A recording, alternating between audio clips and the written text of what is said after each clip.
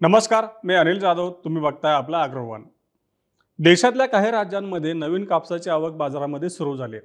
परंतु या कापसाला बाजारामध्ये हमीभावापेक्षा किमान 1000 ते 1500 रुपये कमी दर मिळतोय. देशात यंदा कापसाची लागवड कमी झाली आहे. पावसामुळे बहुतांश राज्यांमध्ये पिकाचं नुकसान देखील झालंय. असं असताना देखील बाजारभाव कमीच आहे.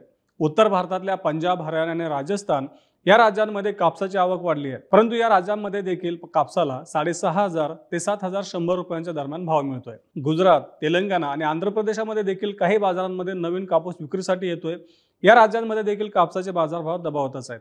महाराष्ट्रामध्ये पुढच्या 1-2 आठवड्यांमध्ये नवीन कापूस बाजारामध्ये विक्रीसाठी यायला सुरुवात होईल. या कालावधीमध्ये देखील कापूस दरावर दबाव राहण्याची दाट शक्यता आहे.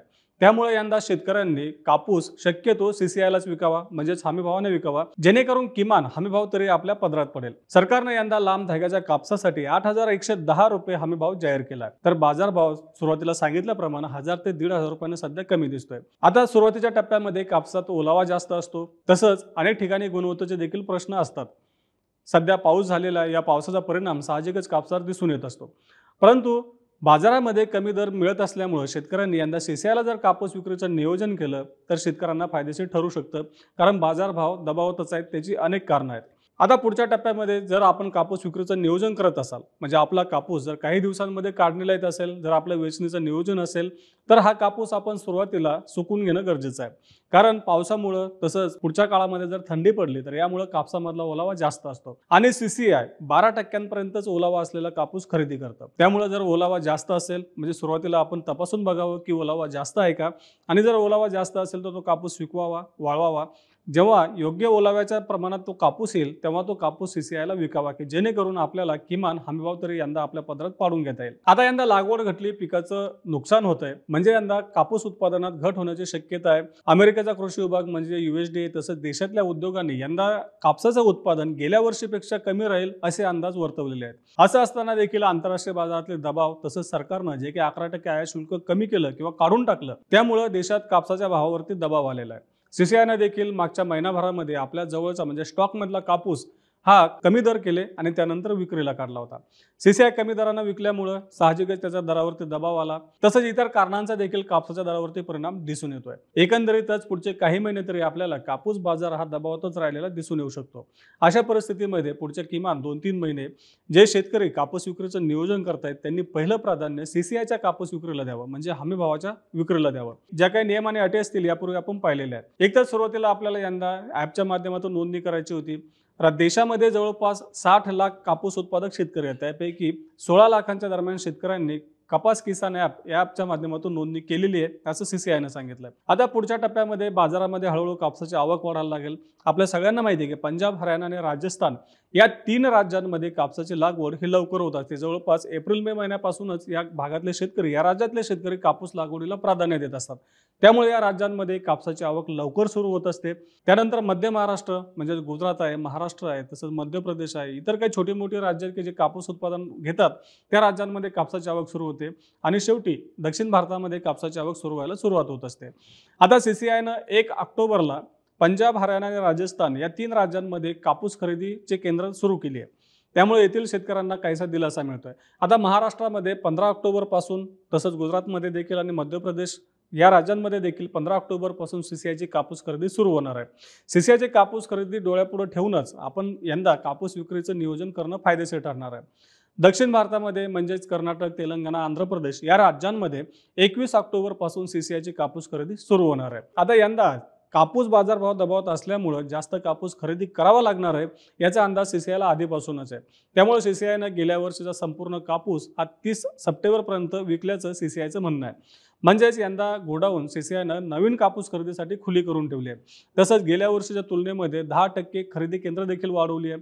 आता सीसीआयचं म्हणणं आहे की टप्प्याटप्प्यानं आम्ही खरेदी केंद्र वाढवत जाऊ. यंदा 550 खरेदी केंद्र सुरू करण्याचं सीसीआयचं नियोजन आहे. त्यापैकी 150 खरेदी केंद्र महाराष्ट्रामध्ये सुरू होतील. आता सीसीआयने यंदा खरेदी केंद्र सुरू करताना एक नियम लावला. ज्या भागामध्ये कापूस क्षेत्र म्हणजे कापूस उत्पादनाचं क्षेत्र 3000 हेक्टरपेक्षा जास्त आहे त्याच भागामध्ये सीसीआयचं खरेदी केंद्र सुरू होणार आहे. आणि सगळ्यात महत्त्वाचं म्हणजे त्या ठिकाणी जिनिंग असावं, कारण सीसीआय लगेच त्या कापसाचं रोई आणि सरकी वेगळी करतं. आणि रुई गोडाऊनमध्ये साठवून ठेवतं, तसंच सरकीची नंतर विक्री केली जाते. आता पंजाब, हरियाणा आणि राजस्थान या महत्त्वाच्या राज्यांमध्ये कापसाची आवक सुरू झाली आहे. मग या कापसाला नेमका काय भाव मिळतो ते देखील बघूया. देशातला आजचा सरासरी भाव हा 6,500 ते 7,200 रुपयांच्या दरम्यान आहे.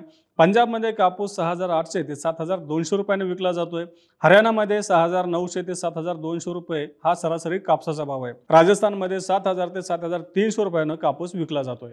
म्हणजेच काय, पंजाब, हरियाणा आणि राजस्थान या तिन्ही राज्यांमध्ये जिथं आता कापसाची आवक ही जवळपास वाढल्याच जमा आहे. म्हणजेच कापसाचा बाजारभाव हमी भावापेक्षा किमान 1,000 ते 1,500 रुपयानं कमी आहे. जेव्हा महाराष्ट्र आणि गुजरात ही उत्पादनात आघाडीवर असलेल्या राज्यांमधली आवक वाढेल, तेव्हा त्याचा दबाव साहजिकच बाजारावरती दिसून येऊ शकतो. सरकारनं 31 डिसेंबर 2025 पर्यंत हे आयात शुल्क काढून टाकलेलं आहे. म्हणजे कापूस आयातीवर कोणत्याही प्रकारचं शुल्क नाहीये.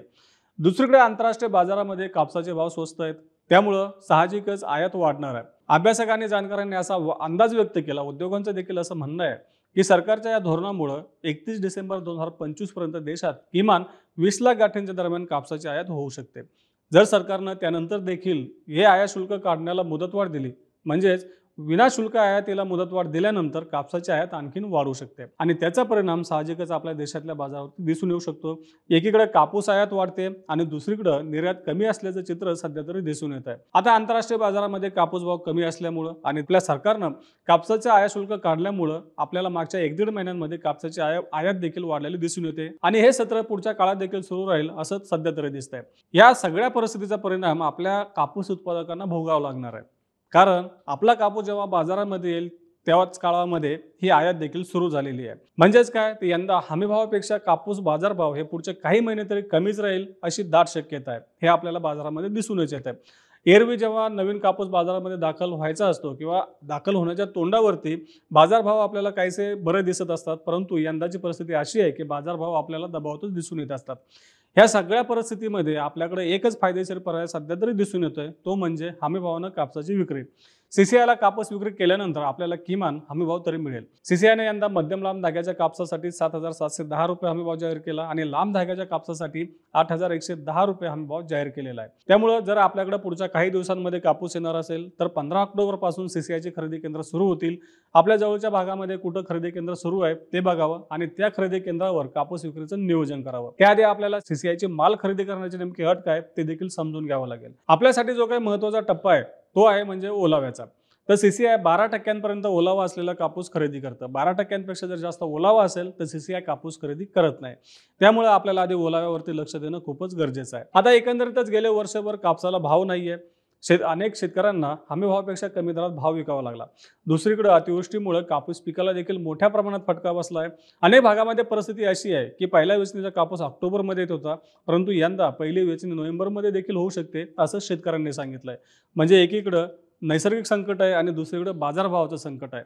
अशा परिस्थितीमध्ये आपल्या कापूस उत्पादकांचा यंदा दोन्ही बाजूने मार बसतोय. या परिस्थितीमध्ये आपण हमीभावानं किमान विक्रीचं नियोजन करावं असं आवाहन अभ्यासकांनी केलंय. आता आपल्या भागामध्ये कापूस पिकाची काय परिस्थिती आहे, यंदा उत्पादन नेमकं किती कमी होऊ शकतं, आम्हाला कमेंट बॉक्समध्ये नक्की कळवा. तर रोज सायंकाळी 8 वाजता मार्केट इंटेलिजन्स या सेगमेंटमधून आपण शेतीमालाचा बाजारभाव, सरकारची धोरणं यांचा आढावा घेत असतो. त्यासाठी आपल्या ॲग्रोवनच्या चॅनलला नक्की सबस्क्राईब करा आणि हा व्हिडिओ जास्तीत जास्त शेतकऱ्यांपर्यंत पोहोचवण्यासाठी लाईक आणि शेअर करायला विसरू नका.